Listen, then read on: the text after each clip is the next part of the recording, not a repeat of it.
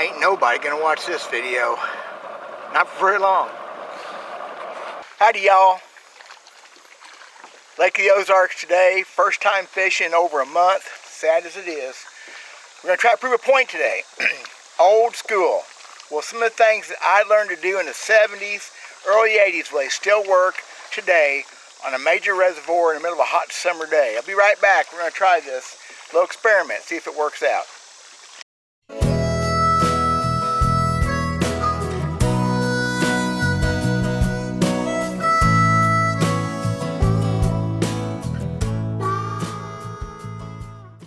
So here's what the plan is, y'all. I got over here in some shade, still sweltering warm. It's the middle of August, and classic plastic worm fishing, okay? But here's what we're gonna do today, for a while anyway. We're gonna throw plastic worms, old school Texas rigged, the same way I learned to do it in the late 70s. We're strictly gonna fish some main lake points, and we're gonna toss that worm out and drag it back like we did back in the day. We're not gonna flip it, pitch it. We're not doing no shaky heads, no wacky rigs. We're not gonna get behind docks. We're not fishing brush piles unless they happen to be on those points. We're not gonna fish docks unless they happen to be on those points. And we're gonna try that for a while and see if it works the way I was taught in the late 70s. Because everybody fished a plastic worm the same way. You threw it out and you drug it back. Hop it a little bit, but that was the way we did it. Simple. We caught a lot of fish doing it.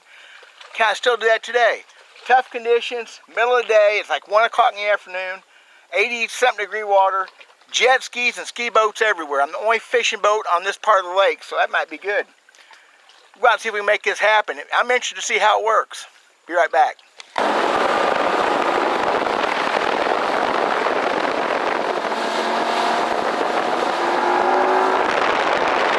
Okay, very few rules, because in fishing there shouldn't be too many rules. Man, look at the shad in here. Wow.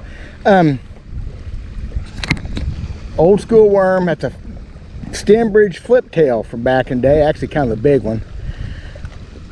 Caught my first bass over 6 pounds on one of these.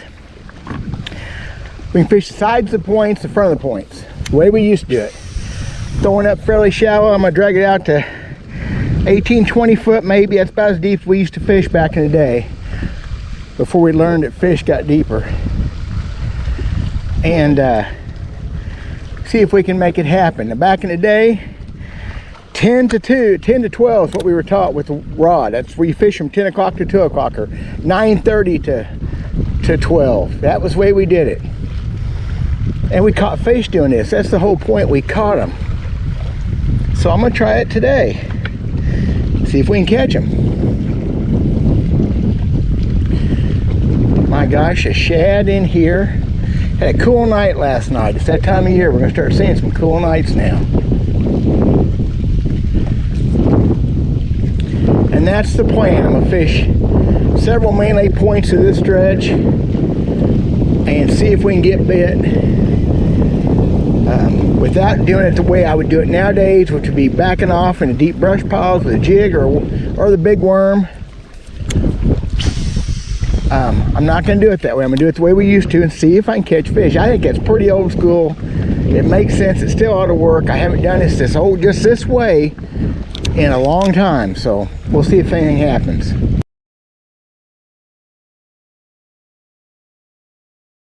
So back when I started worm fishing for bass, we had basically just a few worms to choose from. We had this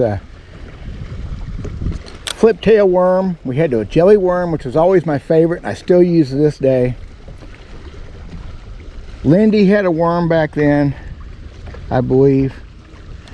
And Cream had their night crawler, which is the same thing as a do nothing worm nowadays. Nothing's new under the sun. I never was a huge fan of the flip tails. They were not as, I didn't like them as much as a jelly worm, but caught my first bass over 6 pounds. I caught a 6.5 pounder on one in September of 1978. It'd be really cool to catch a fish on one today. I'm gonna go across the other point here. It's a more rounded point, a little flatter point. Never got a bite in that first one, but that's fishing. Okay, I kind of blew this whole deal. I'm just give myself a little bit of an out. I should have done this on a Wednesday morning. having a hard time even standing up in the boat for the traffic, and it ain't even bad yet. We're gonna keep at it for a little bit, but the way it was back in the day, except boats are bigger now and more of them.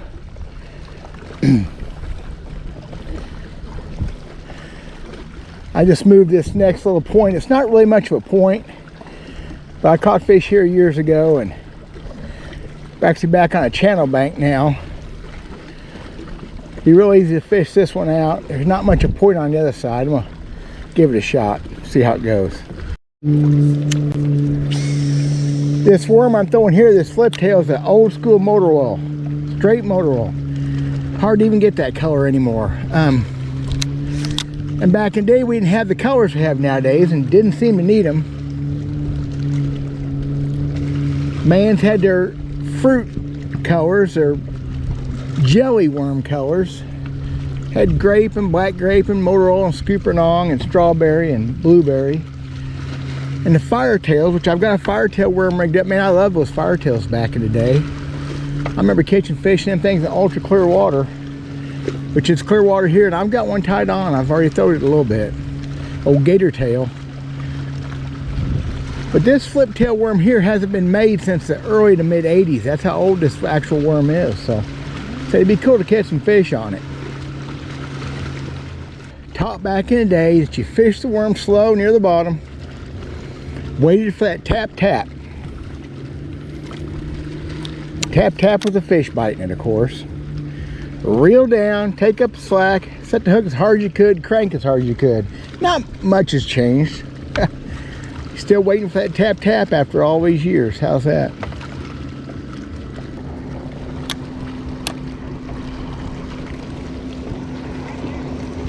There's one.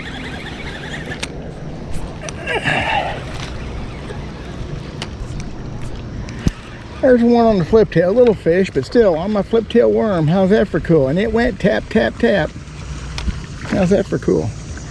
Little 12-incher, but still on my old worm. That's awesome.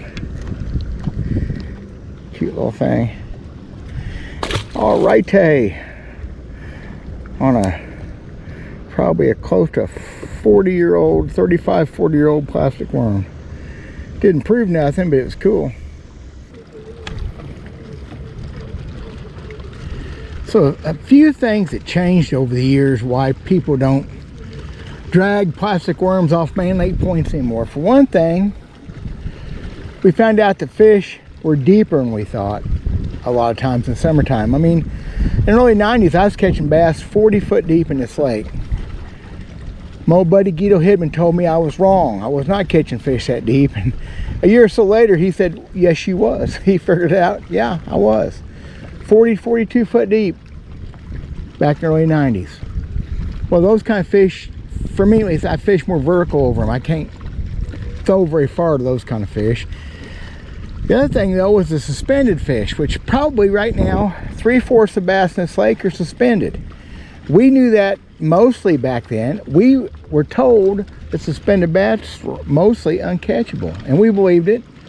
And while they can still be tricky to catch, there's techniques that catch them now. And when I'm fishing this way, I'm fishing underneath a lot of fish. So there's reasons, good reasons, why this doesn't work as well, or we don't do it as much as we used to. It probably works just as well as ever. If you can find the right point with the fish on the bottom, it'll bite.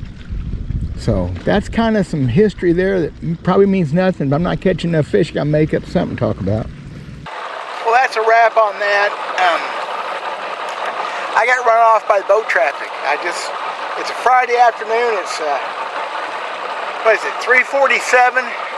City folks are showing up. People that live here are getting out. They're going to all the little restaurants.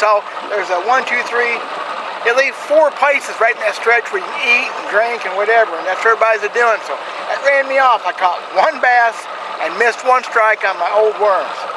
Not gonna make much of a video. That's what it is, old school. I'm gonna try something else before I go home. Thanks for watching, y'all. See you next time.